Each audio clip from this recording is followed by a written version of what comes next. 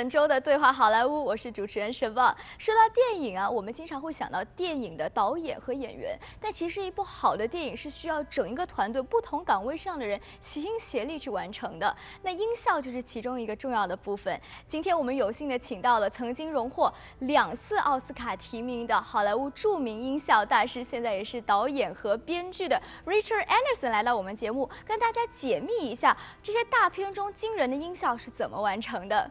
Hi Richard, how are you? Hi. Thank you for being on our show. Thank you. Pleasure to be here. Yeah. So talking about sound effect, you were amazing. I know you don't do that anymore, but you were amazing in sound effect editing. Well, thank you. Well, most audience know that sound effect is very important for a film production, but not many people know how a sound effect editor do that. So can you give us like a general overview of, say, a routine of a sound effect editor's job? All right. Well, first of all, I'd like to say you're not supposed to see it. You're not supposed to be watching the movie and going, that's a great sound effect. You know, we're like magicians. You know, while the magician is doing everything doing behind. this, you're not supposed to see that he really reaches into his coat and gets the thing to go, ha. So if you know it, same thing for picture editing. If you know that it's being done, then we failed. Aww. So what we want is that you watch the movie or television show and you just believe that that's the sound that the thing makes, whether it's an actual thing like a car or a gun or something like that, or it's a fantasy thing that doesn't even perhaps really exist. You know, it's all CGI, like a monster or a spaceship from outer space or something like that. So as to the process, the first thing you do when you watch the movie and run it with the director or whoever is the creative control person, I call him. It could be someone other than the director, but usually it's the director. And then you find out what their intentions are. Like what is the intention of the mood of this scene, and what are they thinking? Because in the end, film and television is a benevolent dictatorship where someone's in charge and that person gets to do what they want until somebody maybe with more power says, okay, get rid of him, bring somebody else in. So anyway, so we have to follow their vision. But a lot of times they don't know exactly what they want, to be honest with you, especially fantasy things. So you basically then make your sort of laundry list of all the things that you need to either record, pull out of a library, or create. But do you do that scene by scene? Yes, usually we do it scene by scene, even if we don't run it with the director, because sometimes they're so busy cutting the picture. We run the movie and just do it ourselves, and then usually in Hollywood we do a lot of temporary mixes of films, because Hollywood does a lot of where we preview movies before audiences to see whether they like it or not. Yeah. And usually more has to do with the characters and the writing and the story than the sound effects. Yeah. But it still matters. Right. But it's a great way to audition your material, because you do a temporary mix where you have the final music. You use music from other movies. And for the record, I don't cut the music. Someone else does that. Yeah. But it's film scoring. Yes, right? film scoring, right.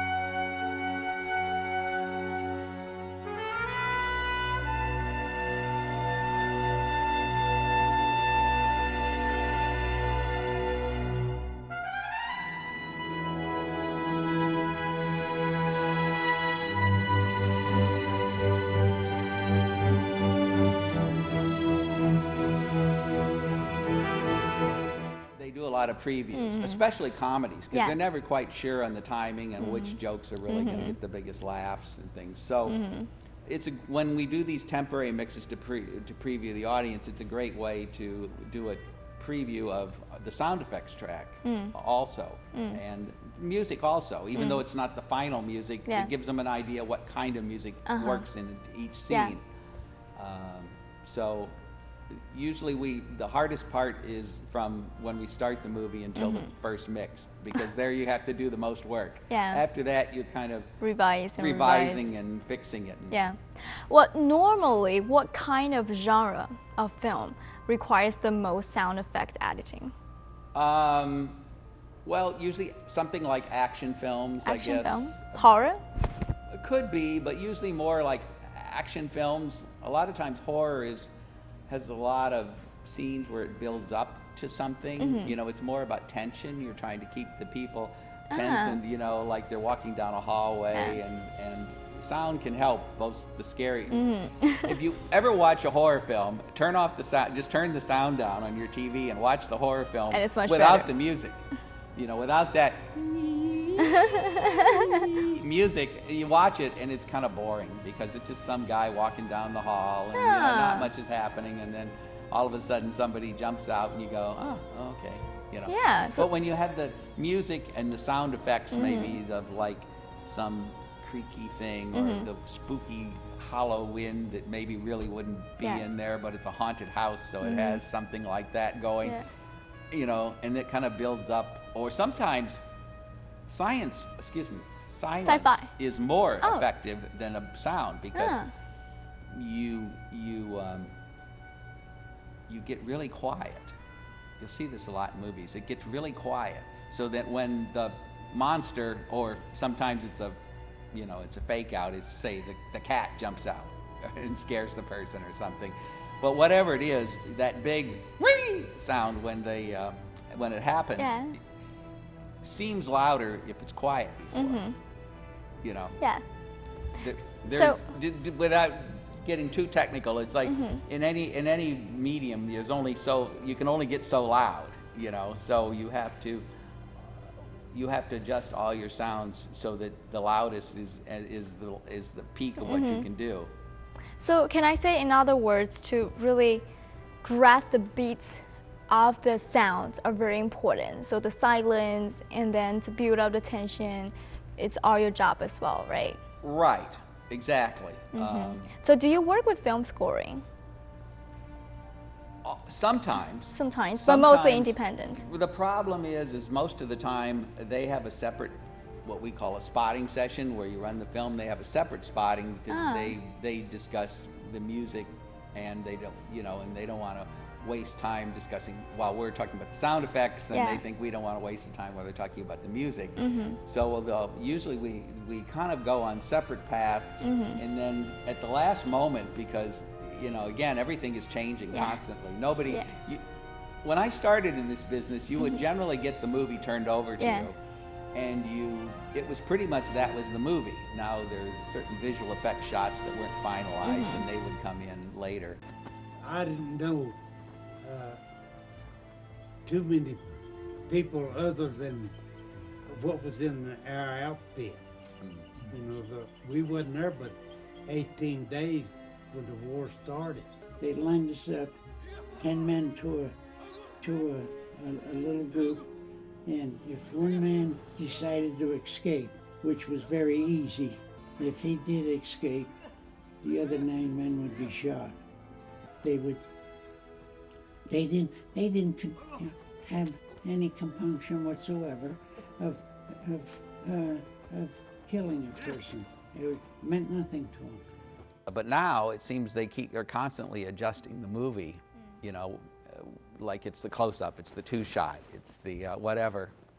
The scene is in the movie, the scene's out of the movie, the whole scene maybe. So we spend a lot of time just sort of adjusting things for the latest version of the movie. But anyway, the music is doing all this on their path, and we're doing all the sound effects, and we do the dialogue editing too on another path. And then at the last moment, we meet in what we call a re-recording studio, which is like a theater, except with a big soundboard in it, and each sound is on, you know, a separate channel, so you can adjust it. Same thing for the dialogue and the music. And then there we decide, what are you going to hear the most in this scene? Have you ever been through a situation where you really want to do a sound effects, but the director or the film scoring people say that that's not appropriate? And how do you normally solve that kind of conflict? Well, like I said, in film we have a benevolent dictator called the director, and he or she gets what they want. So they're the ones usually that make that choice. You know, I guess I would be predisposed to having more sound effects when I'm, say, directing a movie, and other people are more predisposed towards having more music. You know, I'll tell you an example of that. There was a movie I did a number of years ago called The Nightmare Before Christmas. It's an animated Disney film. Tim Burton was the director. So in addition to the, it's hard to say regular because it was an animated movie with monsters and ghosts, but anyway, in addition to the so-called regular scenes, we also had musical numbers, and Danny Elfman, who was the composer, he said he wanted when the musical numbers are going, he wanted it like those old Hollywood musicals of say the 1930s, where there's no sound effects except for the music. Kind of like a music video. You watch most music videos, there's no sound effects, or there's no reality sounds in it. It's just a record.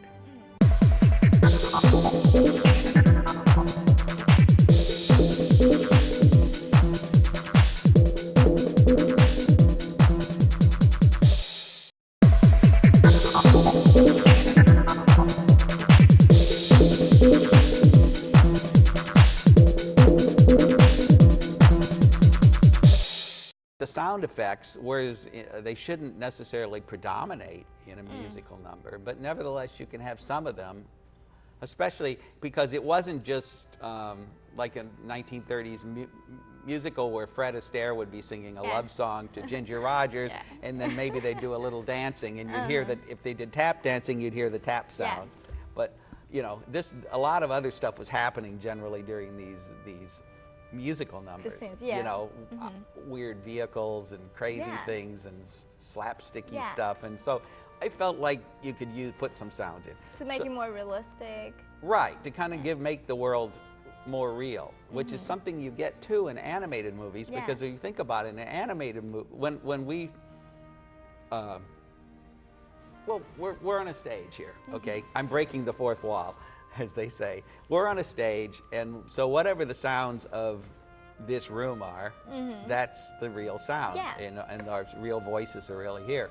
But in an animated film, there is no track. Surrounding, It's all created, you know. There's actors generally are in a recording studio where it's very quiet. There's no background sound. There's no footsteps or anything like that. So having sound effects kind of helps make it seem more like it's a real world. お前らがなぜ日本語で自分の番号を言わなければいけないのか、それを今から説明している。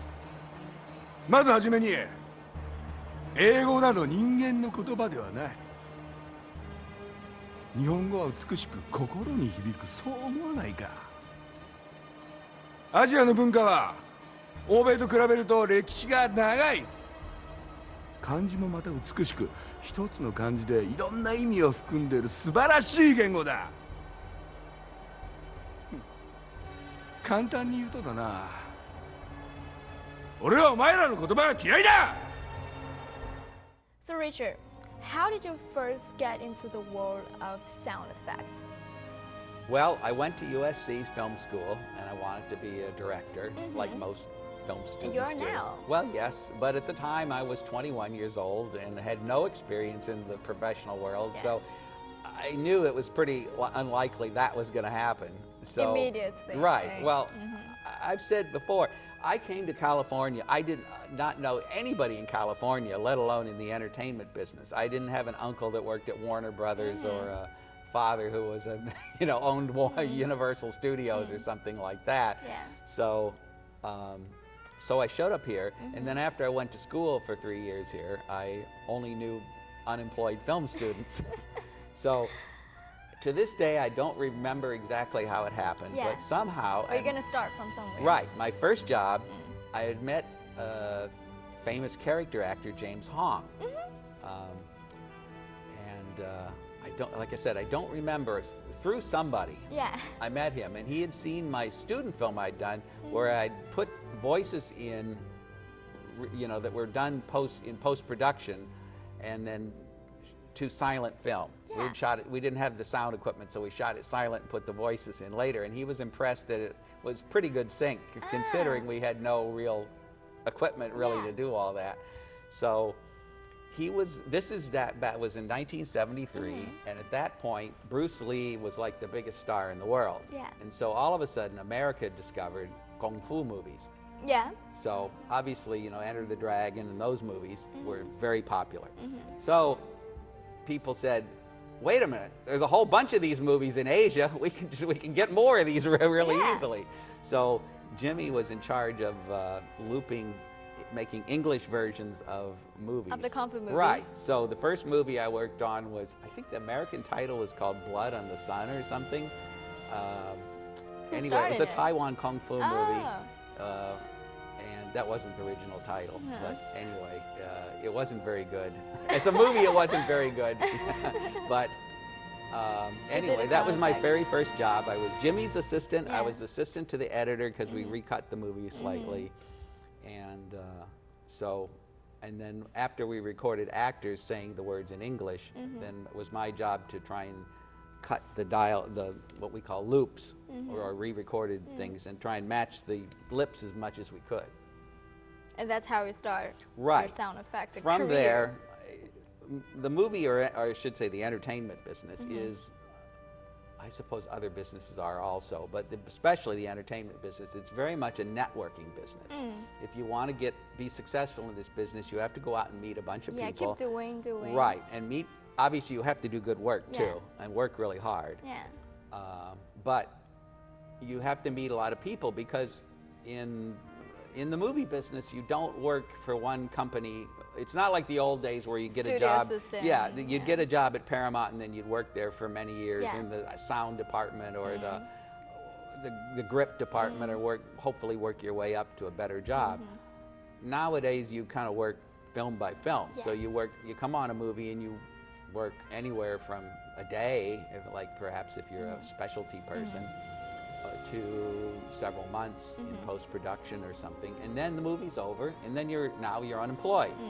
So you have to know as many people as you can to hopefully have a regular group of people that are willing to hire you when they have a movie, because they don't always have a movie. Even if they say, wow, Richard's the greatest guy in the world, I want to hire him on all my movies, but they don't have a movie in post-production at all times. Yeah.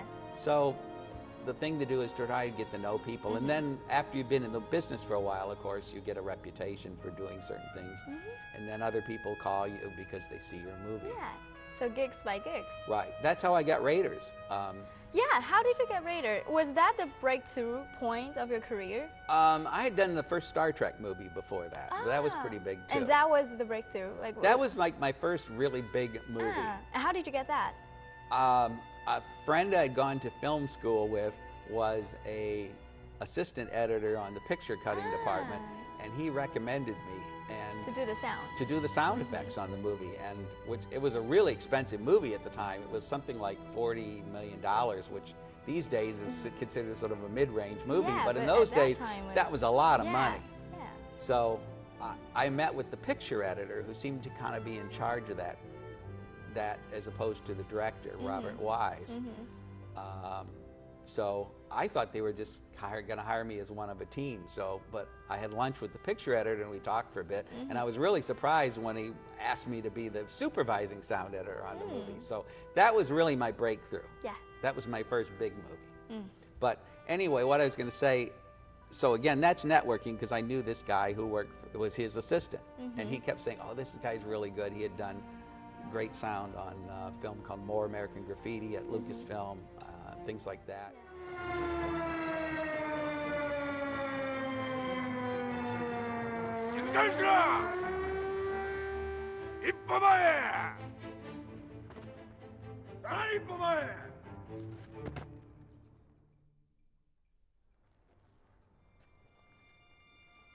さらに一歩前。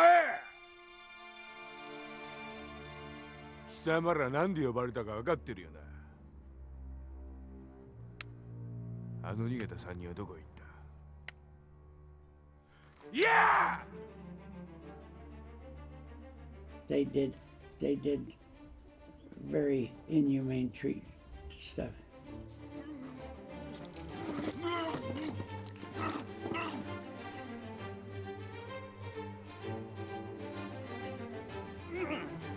Please stop!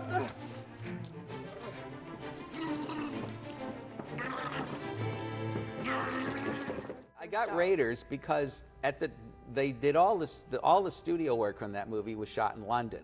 So I'd worked on this movie called The Final Countdown, which was a science fiction movie about an aircraft carrier going back in time to the day of the attack on Pearl Harbor. So it did just so-so business in the United States, but it was really popular for some reason in England. And so it had line around the block to get in. So Stevens saw the movie there and it was really popular and he liked the sound on the movie. Again, it's a big film. It had F-14s and Zero fighters and, and the whole aircraft carrier sort of almost like a giant spaceship thing. So he said, "Wow, that's a great sounding movie. I want those.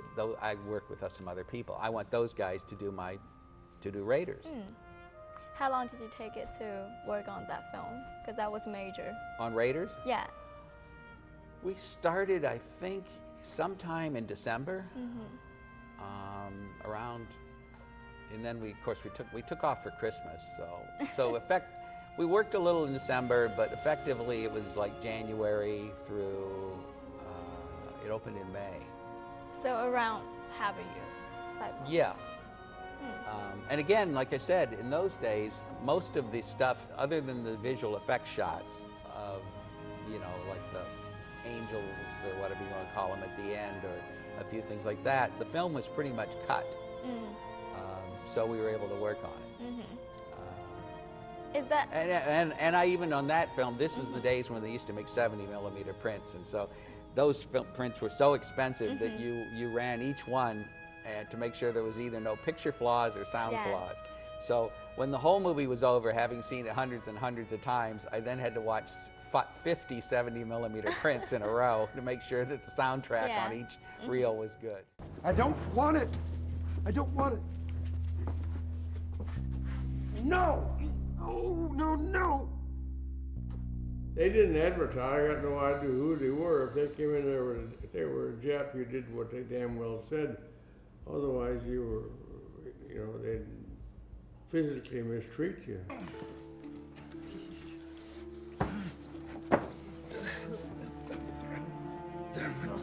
Damn it. 실험이니 그걸 문이 공시된다 실험이.